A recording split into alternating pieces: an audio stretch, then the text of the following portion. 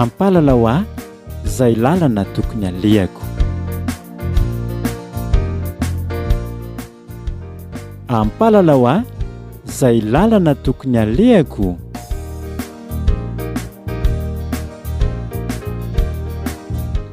Fandaharana totosain'ny Vondrona Mifampitantana eto amin'ny radio vaovao Mahasoa.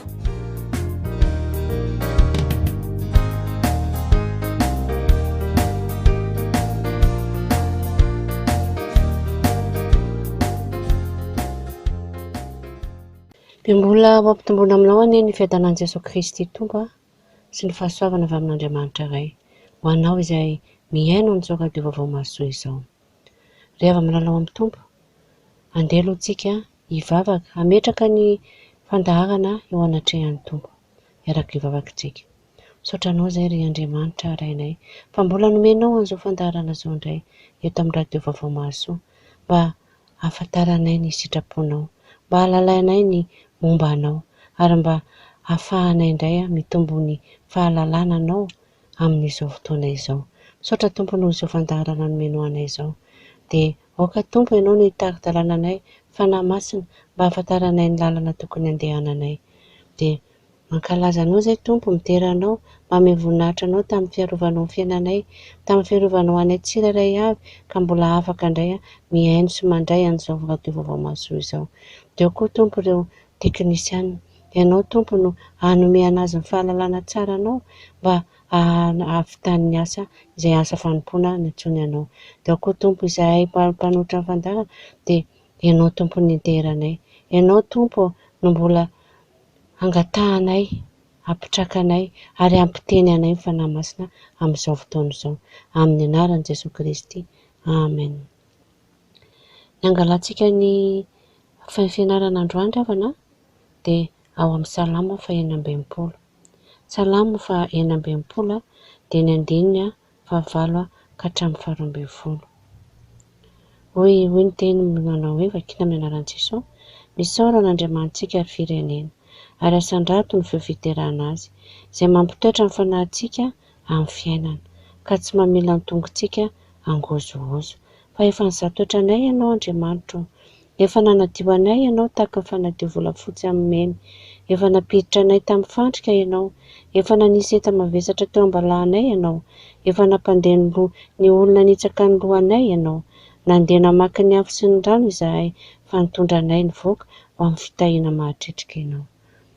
Rehefa malalao amin'ny Tompo, izany indray ny tenin'ny Tompo androany, ka andeha ho jerentsika tsirairay ireo teny andinin-teny izay voasoratra ireo.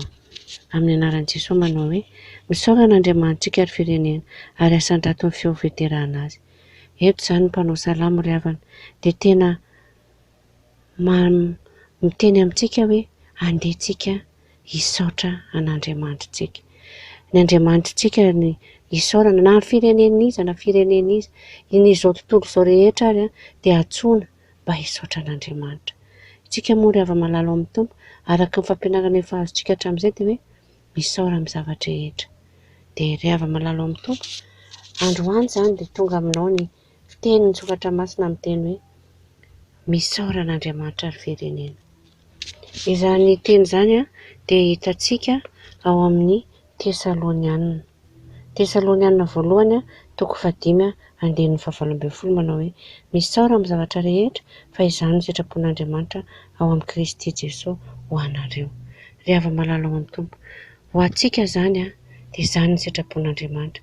Ny fahaizana misaotra an'Andriamanitra amin'ny zavatra rehetra na amin'ny zavatra sarotra ary na amin'ny zavatra tsy fantatritsika, tsy takatry ny saintsika dia izao misaora an'Andriamanitra amin'ny zavatra rehetra fa izany no sitrapon'Andriamanitra ao amin'ny Kristy Jesosy ho anareo.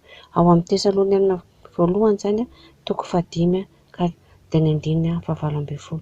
Tesalonianina voalohany 5:5-9:17. Ka rehefa malalao amin'ny Tompo, eto ny mpanao salamo dia misaora an'Andriamantsika ry firenena rehetra. Ny Andriamantsika no hisaorantsika ry havana, fa andeha tsy hisaotra zavatra hafa aloha fa hisaotra ny Andriamanitsika. Ary asan-drato ny feo fiterana azy. Rehefa malalao amin'ny Tompo, ilaina no miterana Andriamanitra. Ny fiterana an'Andriamanitra dia midika fa fifaliana amin'ny zavatra rehetra izay ataon'Andriamanitra. Ny fideranan'Andriamanitra dia midika fankasitrahana amin'ny zavatra rehetrarehetra izay ataon'Andriamanitra ao anatin'ny fiainantsika. Ka raha nandratra ny feo antsika, andeha feo fiderana, antso-piderana, hika-piderana azy no ataontsika fa tsy teny zavatra rehefa malala amin'ny Tompo. Rehefa tonga ny tenin'Andriamanitra dia anjarantsika tsirairay avy maka, anjarantsika tsirairay avy mandinika ny lalantsika hoe nanahoana moa ny lalako, nanahoana moa izay volana nandalovako tamin'ity taona ity izay, efa misasaka izao ny taona, nanahoana izay. Nakasitraka an'Andriamanitra ve za sa nimononmonina tahaka ny zanak'Israely? Dia izao ry hava-malala amin'ny Tompo, mahatoky sy marina izy ka afaka mamela ny fahotantsika rehetra, afaka miaro antsika, afaka manadio antsika. Iza moa ny mpangalony profitan'Andriamanitra? Afaka marinantsika, afaka masinina indray tsika ry havana. Fa izao ry havana, andehantsika apetrakantsika eo anatrehan'Andriamanitra ny fiainantsika aloha, apetrakantsika eo an'Andriamanitra ny fiainantsika.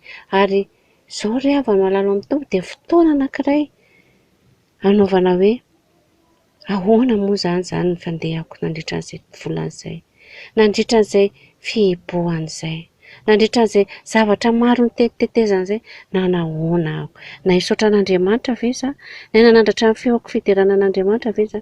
Fa ry havana, anjarantsika ny mandinika, anjarantsika no mampiseho an'Andriamanitra ny fanoloran-tenantsika vaovao indray, dia andeha atolotritsika amin'ny Tompo ny fanoloran-tenantsika. Ka ao anatin'izany teny izany ry havana dia andeha alohantsika hiaraka hivavaka hametraka amin'ny fiainantsika ao anatrehan'ny Tompo.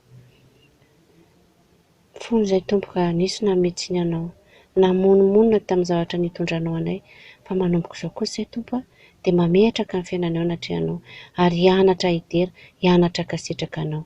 Amen. Ry hava-malala amin'ny Tompo, ilaina ny misaotra an'Andriamanitra amin'ny zavatra rehetra. Tsy voatery ho zavatra mahafinaritra foana no hitondran'ny Tompo antsika, fa ao ihany koa zavatra izay tsy takatry ny saintsika nefany ampandalovina ao amin'ny fiainantsika. Ohatra ny eo amin'ny 112 amin'ny Salamo 4:20 izy hoe efa napiditra anay tamin'ny fandrika ianao. Ry hava-malala, ahoana moa ny ahafantarana izany hoe Andriamanitra izany izy mampiditra antsika amin'ny fandrika koa, fa ao anatin'ny fizahan-toetra izany ry havana. Tsy hitondra fahafatesana, tsy hitondra loza, fa hitondra fiainana. Ka ho antsika izay mandalo fizahan-toetra amin'izao dia ho anao ity andinin-tsoratra masina tononona ity hoe amin'ny anaran'i Jesosy manao hoe eo amin'ny 1:10 fa efa nizahan-toetra anay ianao Andriamanitra, efa nanadio anay ianao tahaka ny fanadiovana volafotsy amin'ny memy.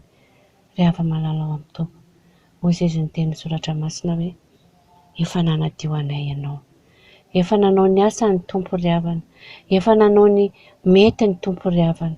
Fa izao ahoantsika? Manaiky diovina ve tsika? Manaiky ve tsika hoe tena efa nampidirin'Andriamanitra tamin'ny lalana? Tsy memenina ve tsika? Tsy mononmonina ve tsika? Fa ny zavatra rehetra dia mahasoa ary miara-miasa ho an'ny olona izay tia an'Andriamanitra. Izany dia hitantsika ao amin'ny Romanina 9:20. Dia ny zavatra rehetra miara-miasa mahasoa daholo. Ka andeha vakiantsika izay tenin'Andriamanitra izay ry havana. Vakiantsika ry havana ny Romanina 9:20 manao hoe ary fantatsika fa ny zavatra rehetra dia miara-miasa hahasoa izay tia an'Andriamanitra, dia izay vao antso araka ny fikasany rahateo. Amen. Ry hava-malala ao amin'ny Tompo, ny zavatra rehetra izay mandalo amin'ny fiainantsika ry havana dia efa nisaorantsika an'Andriamanitra araka ny Tesalonaina voalohany teo dia efa nisaorantsika an'Andriamanitra. Fa eto indray ry havana dia izao zavatra rehetrarehetra izay mandalo ao amintsika dia miara-miasa hahasoa satria tsika tia an'Andriamanitra ve ianao? Tia an'Andriamanitra ve za? Eto izy dia miteny izay tia an'Andriamanitra. Ka raha tia an'Andriamanitra ianao ry havana dia izao mahasoa ny zavatra rehetra. Na fizahan-toetra mamaivay ary satria eto anie ry hava-malala ao amin'ny Tompo dia miteny mihitsy hoe nandeha namaky ny afo sy ny rano izahay. Eo amin'ny 1:12 eo amin'ny Salamo 4:20 ny 1:12 tapany be eo dia miteny mihitsy hoe nandeha namakivaky ny afo sy ny rano izahay. Zany afo zany rehefa malalo amin'ny tompo dia fantatritsika tsara fa tena mahamay vai ny afo. Ary ny rano indray, ny rano dia tena ho an'ny olona tsy mahay milomano aloha zany rano zany dia tena mamparitaka mihitsy satria mampizongozona mitahotra zany rehefa malalo hoe rano ve nefa ny tena tsy mahay milomano. Ary ny afo dia tena mandrendrika mihitsy ny afo, mandoro mahamay. Zavatra mafy rehefa n'izany fizahan-toetra nandalovan'izany. Matoa ny mpanao salama eto tena miteny fa narian'Andriamanitra ve izy? Tsy narian'Andriamanitra izy rehavana satria izy ny teny hoe fa nitondra anay nivoaka ho amin'ny fitahiana mahatretrika ianao. Andriamanitra no nitondra tao anaty fizahan-toetra. Andriamanitra koa no mbola namoaka tao anatin'ny fizahan-toetra. Ary nataony fizahan-toetra lasa fitahiana mahatretrika izany rehefa malalo amin'ny tompo. Ka rehefa malalo amin'ny tompo, andehantsika hankasitraka an'Andriamanitra e. Ninona zavatra mbola iainantsika, ninona zavatra mbola andalovantsika dia izao. Andehantsika hankidera an'Andriamanitra, hisaotra an'Andriamanitra, hankalaza an'Andriamanitra ary tena hanana toe-po vaovao indray hoe ninona miseho dia misaotra an'Andriamanitra tsika, ninona mitranga dia misaotra an'Andriamanitra tsika. Ka rehefa malalo amin'ny tompo, androany rehefa malalo amin'ny tompo dia fotoana anankiray indray hiverenana ao amin'ny tompo, hanandratana ny fifiterana azy. Ary izy anie rehefa na tsy vitany hoe tondra antsika, namoaka antsika tao anatin'ny fizahan-toetra, fa eo amin'ny 15 indray dia hoe izay nampitoetra ny fanahintsika amin'ny fiainana ka tsy mamela ny tongontsika angozogozo rehefa malalo amin'ny tompo. Na ao anatin'ny zavatra be dia be ary tsika rehefa na dia izao, Andriamanitra mametraka tsara ny fanahintsika. Andriamanitra mampitoetra ny fanahintsika amin'ny fiainana. Ao anatin'ny fiainana rehefa malala nametrahany amin'ny fanahintsika ary aza matahotra, aza manahy fa Andriamanitra momba anao, aza matahotra, aza manahy fa Andriamanitra lehibe miaro anao. Andriamanitra lehibe izy rehefa malalo amin'ny tompo ary manana ny fahefana rehetra aty ambonin'ny tany sy any an-danitra ary any ambanin'ny tany. Izany ny Jesosy Kristy tompontsika rehefa malalo amin'ny tompo. Izany ny Andriamanitra ivavahantsika rehefa malalo amin'ny tompo. Andriamanitra nahay nanangana ny maty ho velona indray, nahay nanova ny rano ho divay. Izany Andriamanitra ivavahantsika. Mahay manova ny toe-javatra rehetra io Andriamanitra ivavahantsika io rehefa fa itsika andehantsika hanana toe-po misaotra, andehantsika hanana toe-po matoky. Ilay fahatokiana an'Andriamanitra koa rehefa nazao izay zany zava-dehibe koa. Manana fahatokisana an'Andriamanitra fa Andriamanitra tsy miova, omaly sy anio ary mandrakizay. Ary Andriamanitra tsy mba ela na mitaridritra ka tsy hamaly antsika ao anatin'ny adintsika rehefa malalo ao amin'ny tompo. Indray verenantsika ny 15 izay hoe izay mampitoetra ny fanahintsika amin'ny fiainana ka tsy mamela ny tongontsika angozogozo. Maro rehefa malala ny mampangozogozo ny tongontsika fa izao Andriamanitra tsy mamela ozy ny teny soratra masina, tsy mamela ny tongontsika angozogozo izany Andriamanitra fa atanjahantsika rehefa atanjahantsika ka izay no hananantsika fitokiana, fahatokisana. Fa raha mangozogozo ny tongotritsika, Andriamanitra mahay mampinatanjaka ny tongotritsika rehefa malalo amin'ny tompo. Fa itsika mila matoky tsika satria ao anatin'izany rehetrarehetra izany ampitoerina Andriamanitra fanahintsika ao anatin'ny fiainana rehefa malalo amin'ny tompo. Raha mamaky ny fahandini'ny fahafolontsika dia manao hoe fa efa nizahan-toetra anay ianao Andriamanitra, efa nanadio izay ilay voateny tery aloha teo, efa nizahan-toetra, efa nanadio ianao Andriamanitra ka izao rehefa malalo amin'ny tompo amentsika an'Andriamanitra ny fahefana, amentsika an'Andriamanitra ny fanekena, fanoloran-tenantsika. Fa itsika dia manaiky ho diovina, manaiky hampadalovina ao anaty fizahan-toetra ary tsy monomonona nefa ao anatin'izany fizahan-toetra izany fa ahisaotra amin'ny zavatra rehetra. Rehefa malalo ao amin'ny tompo, mankasitrahan'Andriamanitra amin'ny fiainanao. Ray fotsiny rehefa na hoe androany fotsiny. Jereo hoe inona ny zavatra nataonao androany? Na ny rivotra iainantsika io ary anie rehavany dia efa fantatra fa avy amin'Andriamanitra. Tsy mbola nanidy ny rivotra Andriamanitra ary izay na io fahasalamana io ary dia mbola an'Andriamanitra. Na io fahafahantsika manao zavatra io ary dia n'Andriamanitra daholo ny antony io. Andriamanitra ny manome an'io, tsy mitaky vola, tsy mitaky harena fa nomeny anao ao anatin'ny fahasoavan'Andriamanitra. Nomeny anao satria manana fahasoavana tsy lanilany iny Andriamanitra rehefa malalo amin'ny tompo. Ary tsika izany dia avela ny sitraka an'izany izany fahasoavana be dehibe zany. Fiainana be dehibe ozy izy nomeko anao. Fiainana be dehibe ny iainantsika ry hava-malalo amin'ny Tompo. Andeha ho jerentsika indray izay andehan'ny soratra masina izay. Izany dia hitantsika ry havana ao amin'ny filazantsara nosoratan'i Jaona. Jaona 10:20. Manao hoe amin'ny anaran'i Jesosy, ny mpangalatra tsy avy raha tsy hangalatra, tsy hamono ary handringana. Izao avy mba hanana ny fiainana sady hanana ny be dehibe. Ry hava-malalo amin'ny Tompo, itsika dia efa nomanin'Andriamanitra ho antsika ny tsara lavitra indrindra. Efa nomanin'Andriamanitra ho antsika izany hoe fiainana be dehibe izany. Fiainana de qualité ozy ny vazaha, na hoe tsara kalitao. Tsika ry havana dia tian'Andriamanitra hiaina fiainana tsara kalitao. Tenenao izay mihitsy aloha ny tenanao hoe izady ny foroan'Andriamanitra hiaina fiainana kalitao, hiainana fiainana be dehibe amin'ny fahatsarana ry hava-malalo amin'ny Tompo. Ka ry hava-malalo amin'ny Tompo, eto ny salamo dia mamerina antsika hisaotra an'Andriamanitra. Eto ny tononkira ny salamo izay noforonin'ny mpanompony dia miteny hoe efa ela izany ny foronina, dia miteny hoe misaorana Andriamanitra ary firenena. Mendrika ho an'Andriamanitra ny fisaorana ry havana. Matetika ry havana ny zavatra azon'Andriamanitra aty amintsika dia fanomezan-tsiny. Matetika ny zavatra azon'Andriamanitra aty amintsika dia fiahiana. Izay moa Andriamanitra n'Andriamanitra e. Andriamanitra ihany no afaka dododotsika amin'izany, ary Andriamanitra irery ihany koa no afaka mba mamoaka antsika ao anatin'izany. Ka ry hava-malalo amin'ny Tompo, amin'izao ry hava-malalo dia izao ataovy ambety tenintsika indray ny fisaorana an'Andriamanitra, fankasitrahana an'Andriamanitra ary ny fitiavana an'Andriamanitra. Izany ry hava-malala no andeha ho velomintsika ao anatintsika ao, angatantsika mihitsy ny fanahy masina hoe mba hamelona an'izany fitiavana an'Andriamanitra izany. Fa Andriamanitra rehefa tian'Andriamanitra ianao, zavatra rehetra miara-miasa ahasoanao. Aza mihanahana amin'izany intsony ry hava-malalo amin'ny Tompo, fa ny zavatra rehetra izao dia nataon'Andriamanitra hiadanantsika, hananantsika fiainana mandrakizay, hananantsika fiainana tsara, ary hananantsika fiainana fiadanana ao anaty an'Andriamanitra.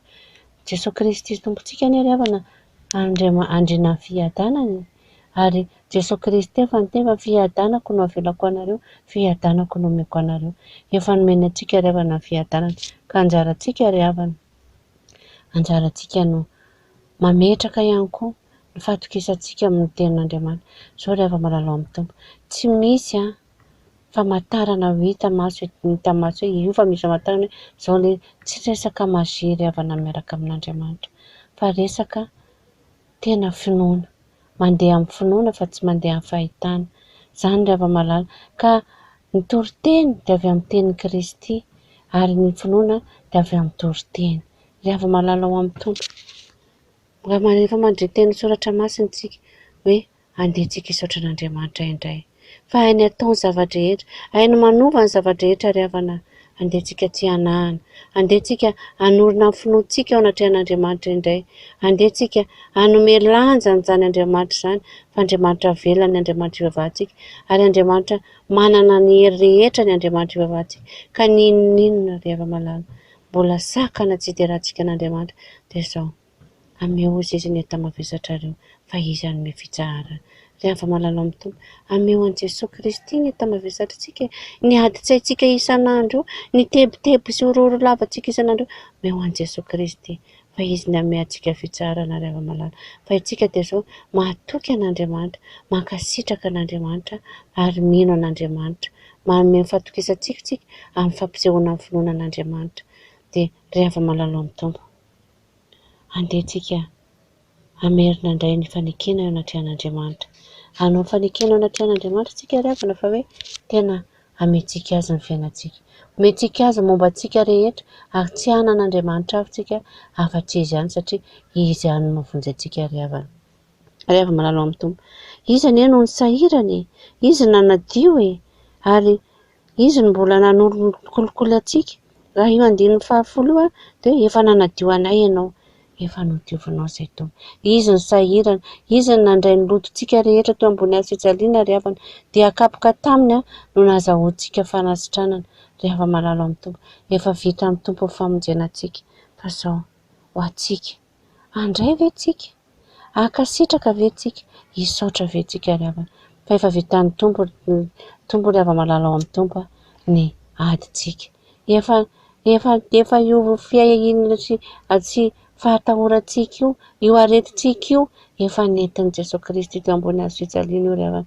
Ary efa nisy dia akapoka nanaka an'io aretintsika io ka nanasitrana azy rehefa malalo ao amin'ny tompo. I Jesosy Kristy tompo izay toriana aminao anio io dia io ny atao hoe mahagaga. Emmanuel, Andriamanitra ao amintsika. Tsy Andriamanitra eny ivelany izy ry havana fa tena ao amintsika. Ary mahita ny zavatra menjady amintsika ka efa ianao misaora amin'ny zavatra rehetra. Misaora amin'ny zavatra rehetra satria izany no ankasitrahan'Andriamanitra. Izany ny sitrapon'Andriamanitra dia itsika misaotra amin'ny zavatra rehetra. Ka rehefa malalo ao amin'ny tompo, andehantsika andiny tena indray, hanavao indray ny fanoloran-tena amin'Andriamanitra fa mbola nisy ihany ny fotoana hoe ho avy ny andro izay tenenana hoe fa nitondra anay nivoaka tamin'ny fitahiana mahatretrika ianao. Ho avoaka an'Andriamanitra ny fitahiana mahatretrika isika. Ho avoaka an'Andriamanitra amin'izany fitahiana mahafaly, mahatretrika, tena mampiadana ry avy malalo amin'ny tompo. Ka aza vela hiala amin'Andriamanitra ny voantsika.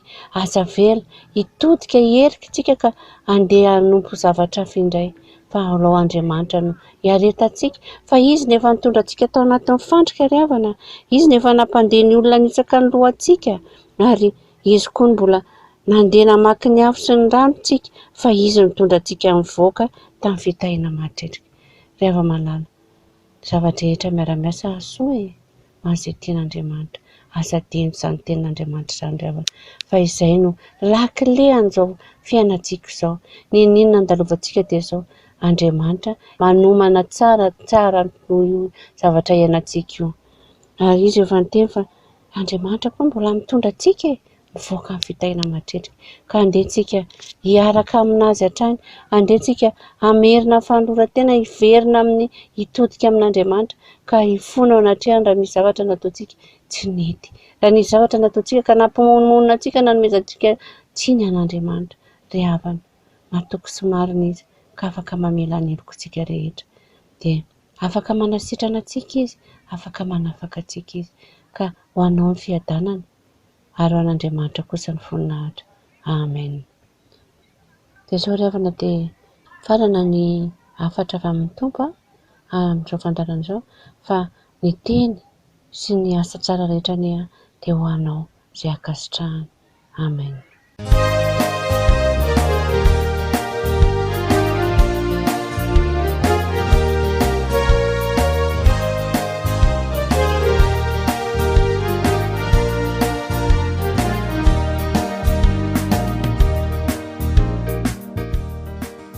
Ampahalalao ahy izay lalana tokony alehako.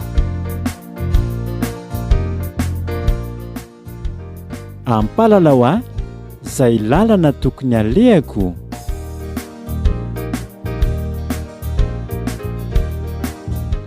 Fandaharana totosain'ny Vondrona Mifampitantana eto amin'ny radio Vaovao Mahasoa.